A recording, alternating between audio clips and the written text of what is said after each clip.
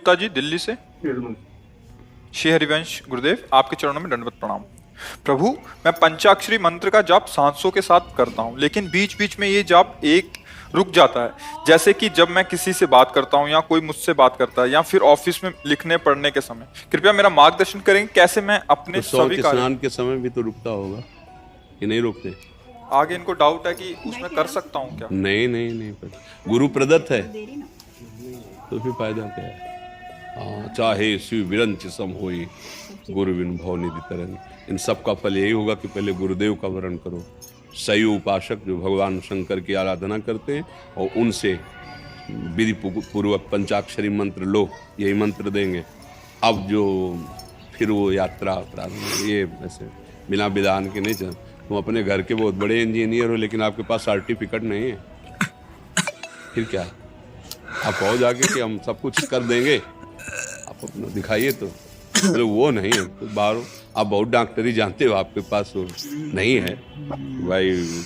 MDO क्या लिखा जाता है डॉक्टरों के? MBBS जो क्या है, तो अगर वो डिग्री नहीं है तो आप कहो हम बड़े डॉक्टर है, तो तुम्हें झोला छाप करके बाहर निकाल दिया जाएगा, है नहीं? तो ऐसे ही ये भगवत मार्ग है। चाहे शिव विरंच सम होई गुरु बिन भव निधि तरह न कोई।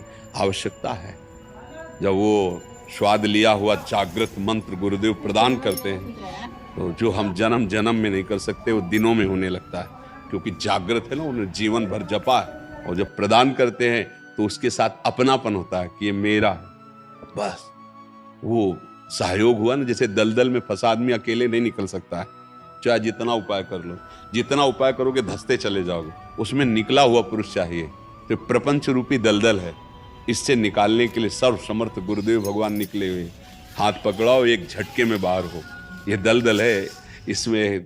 तो इसलिए हमारी पहली प्रार्थना है कि आपके भजन का फल हुआ कि आप यहाँ संभाषण कर रहे हैं। जब द्रोही दीन दयालु राघव तो साधु संगत पाए। किसी ऐसे महापुरुष का वर्ण करो जो भगवान शिव का अनन्य उपासक हो, शैव संप्रदाय से, और उससे पंचाक्षरी दीक्षा लो।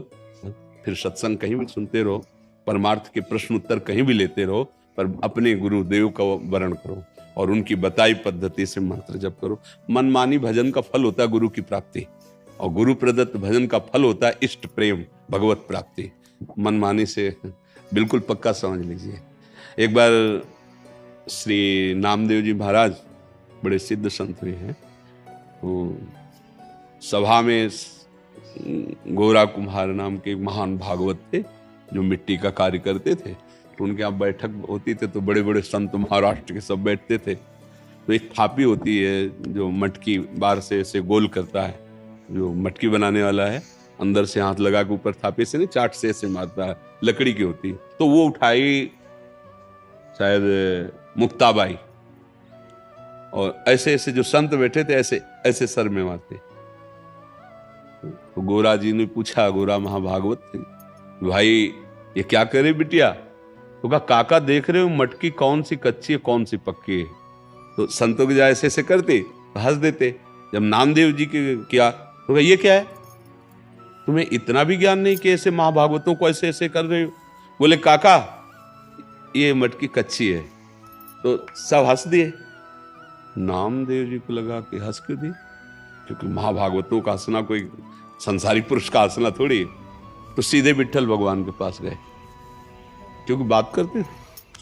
कहा, प्रभु महाभागवतों की सभा में ऐसा वो सब कच्ची मटकी कह के फिर हंस दिए, तो क्या मैं कच्ची मटकी हूं? तो उनका हाँ हो तो कच्ची मटकी है। उनका प्रभु क्यों? क्यों? क्योंकि आपका साक्षात्कार हो जाना ही तो सब।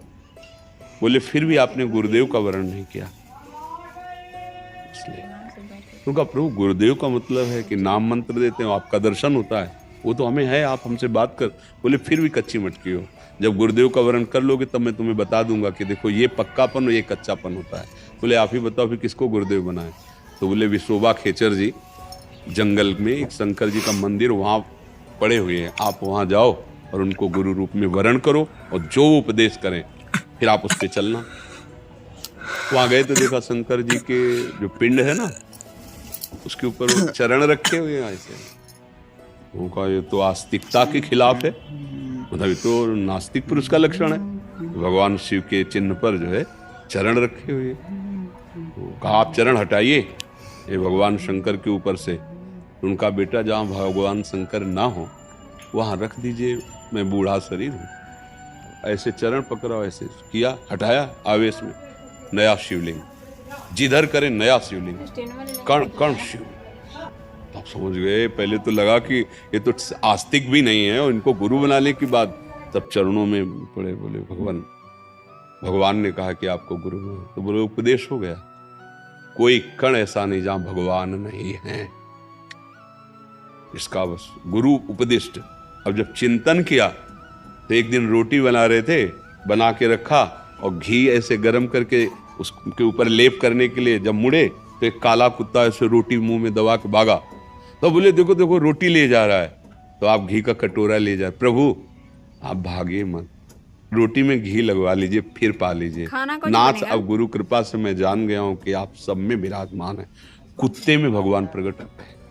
फिर जब मंदिर दर्शन करने गए तो बोले देखा गुरु कृपा ने कुत्ते में हमारे दर्शन करा दिए, और मैं ही उस बालिका के रूप में थाप मार रहा था, तुम नहीं जान रहे थे, हमसे मंदिर में शिकायत करने आए थे। आज गुरु कृपा हो गई तो कुत्ते में तुमने भगवान ढूंढ लिया। तो बिना गुरु कृपा के भगवत साक्षात्कार तत्व बोध होना ये असंभव है, असंभव। इसीलिए बड़े भगवान ने गुरु बनाया। बोलो भगवान की श्वासों से चारों वेदों का प्रादुर्भाव हुआ है, भला भगवान का कौन गुरु बन सकता है? लेकिन भगवान ने जब जब अवतार लिया तो गुरु रूप वर्ण किया कि नहीं।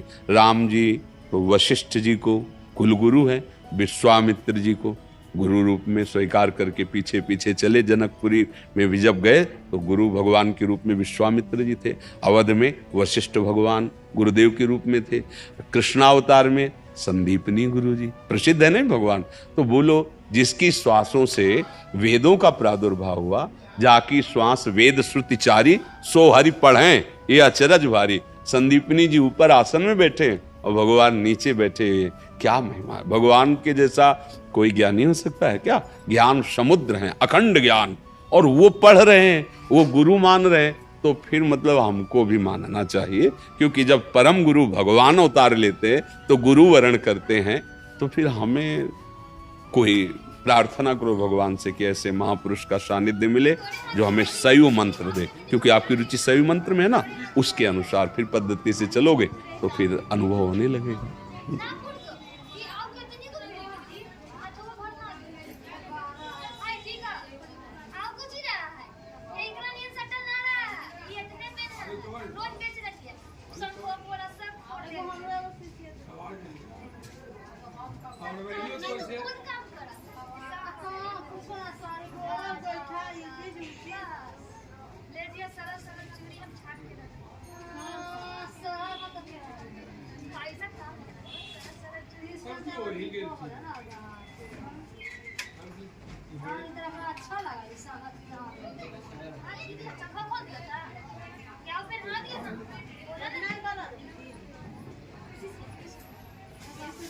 ना 25 गुरु के अगर किया जाए, ऐसे ना करा सकती।